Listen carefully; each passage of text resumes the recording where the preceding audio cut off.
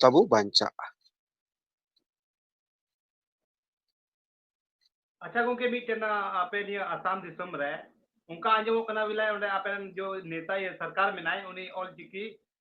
निया विद्यालय करे से निया प्रथम विद्यालय करे पास कदा से निका ऑल पढ़ा मैंने ओचोयदा अबेना चेल का सही कथा कनिया से गलत कना नोआ दो सरिया कथा कान गया चलावेन 2023 रिया 19 में रे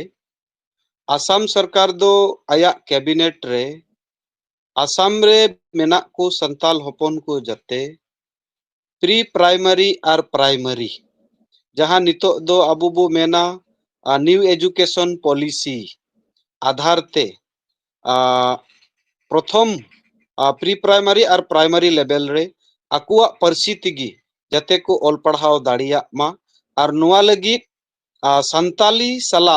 उनकुआ ओना चिकी दो ऑल चिकी गी हुयुआ मेनते उनी पुष्टव का नुआ दो सरी कथा कना मेनखान नोय 23 रे हुय का 24 पारोमेना नित 25 से बोलोयना मेनखान नित दबी नुआ उन पुष्टवते जहां लेका पसना जरूर तहे कना से ओना रिया कमी होरा मास्टर अपॉइंटमेंट गी मेन और सारे से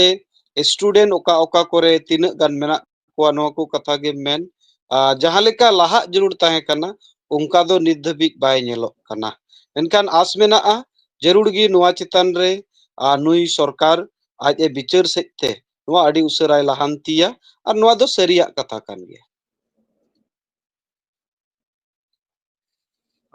अच्छा ओने आसाम दिसम रे तिने काना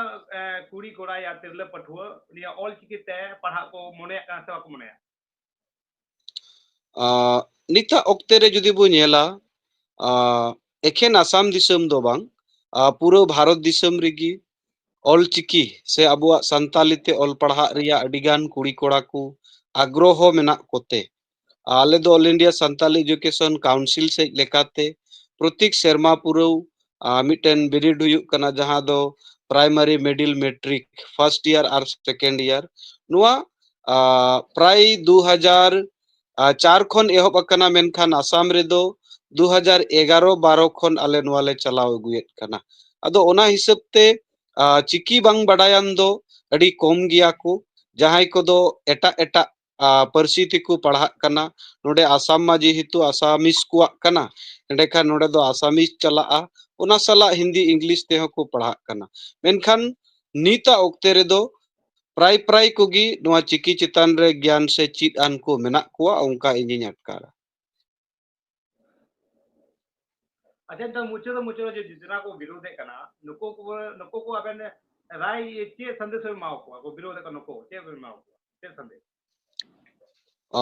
उनको लगी अलिन से खोय निन गे संदेश जे इनान रे जहां लिन मेन केत गया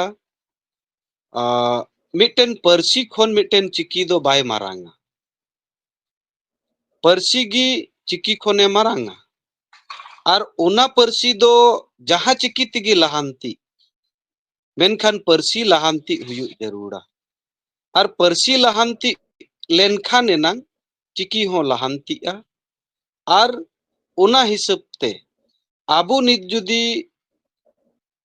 ऑल चिकी बो विरोधा ओकोय चो देवनागरी चिकी बो विरोधा ओकोय चो रोमान चिकी बो विरोधा नुआ रेगे जुदी बुन झली थली को मेनखान जहां तीन आबू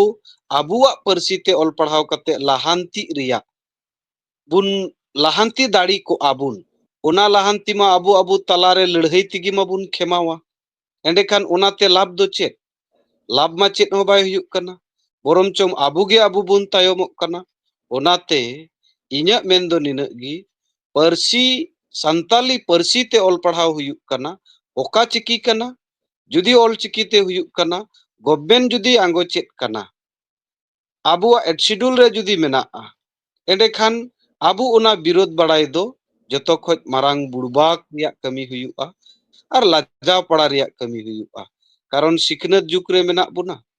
सेदाय हापड़ाम को वा जुदी आबू बुन दिसया उनको दो सिखनत बाकू ताहे कान रे हो आबुआ समाज रे अडी लेकान राय रीत को बनाव अकात गया मेनखान ओना तालारे मिद बार बड़िजाग दो मेना गया नितोआग समय हिसाब ते उनको बिना ऑल पढ़ाव ते उन ओक्ते रे उना मारांग मारांग को कमी दाड़ियादा खाय नित आबू सनाम को ऑल पढ़ाव कते आबुआ परसी लाहांती मा नुआ चेदा बाबू कुरुमुटुय नुआ लगित चेदा बो रेपेजा नुआ रिया रेपेज बो बंदोय मा और देलांग बो सनाम ते संताली परसी बो लहाय मा झारखंड रे हो कारण झारखंड रे गे संताली दो राज परसी हुयुआ ओंडे आबुआ संताली राज परसी बो हुयु चुईमा और उनका सेते धरती जकात रेन संताल को जते आबू बुन मित जुमित दाड़िया मा और एटा एटा को लेका आबू हो जतोआ सेते बो लाहांती दाड़िया मा नुआ लगित सनाम को हुदिस ताबुन पे विचार ताबुन पे और नुकाना नुआ विवाद खन ओचो कते संताली परसी मांग रिया जतो हड़ बुन छुटो मा नुआ गे इनसे खन उनको लगित अरदास आर नेहरिन दोय। अच्छा गुंके मिटें कथा बोले आयमा लकान हर को मेंदा जो कोई सपोर्टर कना को ऑल चिकी सपोर्टर ऑल चिकी बोले दुलरियो को मिना कोआ तो नुको को मेंदा बोले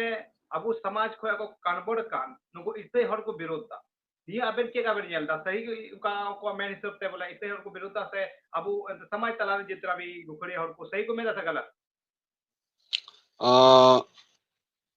नुआ तलारे मेन लेखान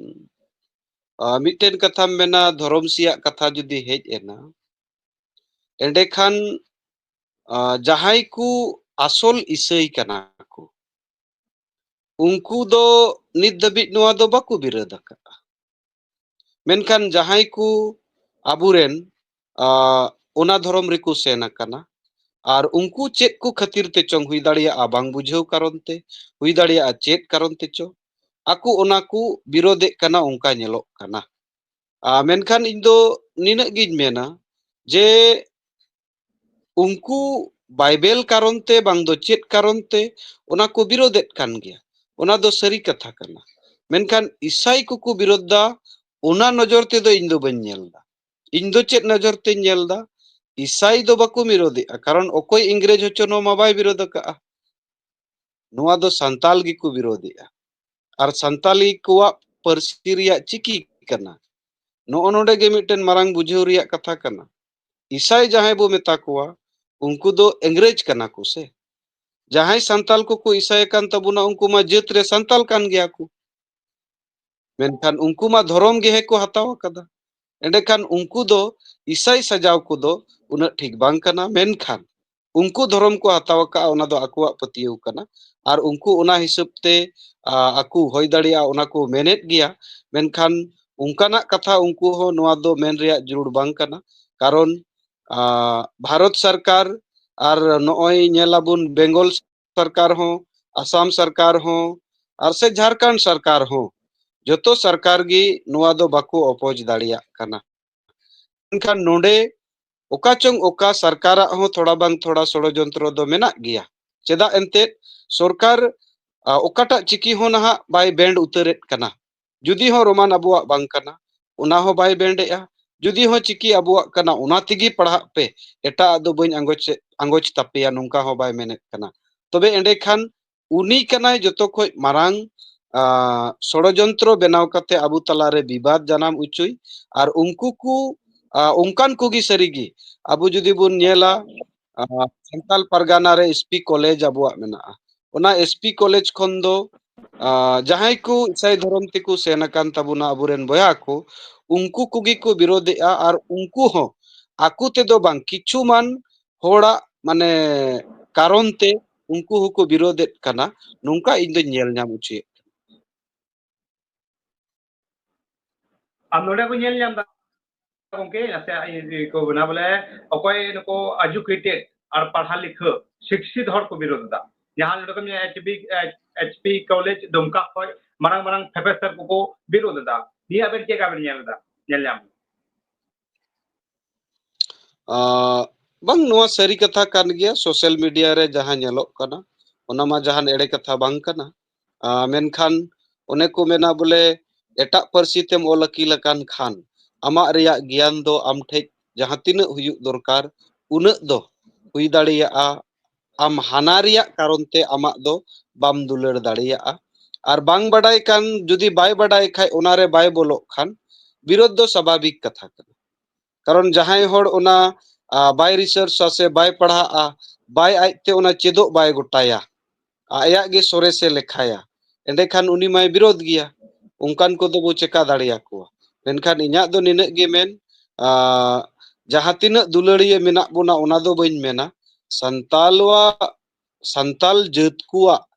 से संताल जाता आड़ांग रिया जहां शुद्धो आकार ते ओलोग लगित चिकी दो ऑल चिकी करना और नुआ सनाम कोते देला बो हरा बुरुई मा नुआ गे इन उनकु ठे माने नेहर ताहेन कना अडी सरहाव अडी घड़ी अडी टेमे एम केदा नि अडी समय एम केदा ना अडी सरहाव और आयमा लकान दामान कथाम दोहो केदा नि एरेच न्यूज बिहार तलारे उना लगे अडी अडी आयमा सरहावी चाला बन कना हय मा तबे जोहार यपा मोबन उनु मoj moj कथा जोहन गोंगे गोठम और